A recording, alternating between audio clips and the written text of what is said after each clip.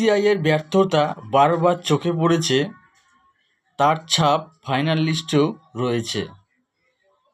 যার বাবার মায়ের নাম 2002-এর লিস্টে রয়েছে, 2025-এর লিস্টে রয়েছে, এসআইয়ের যে ফাইনাল লিস্ট তাতেও রয়েছে, এবং যে সন্তান তার নিজস্ব জন্ম সার্টিফিকেট রয়েছে, তার স্কুল সার্টিফিকেট রয়েছে, তা সত্ত্বেও তার নাম ডিলিট করে দিয়েছে। এই ব্যর্থতার দায় কে নেবে? ইসিআই বিজেপির দালালি করতে গিয়ে ইচ্ছাকৃতভাবে মানুষের নাম বাতিল করছে। তার চাক্ষুষ প্রমাণ এই ধরনের অনেক ভুরি ভুরি কেস রয়েছে, যা ইসিআইয়ের গাফিলতির ফলে সাধারণ মানুষ হয়রানি হচ্ছে। আমি সাধারণ মানুষের কাছে প্রশ্ন করব যে এই যে এসআইআর করেছে, এটা কি সঠিক এসআইআর হয়েছে?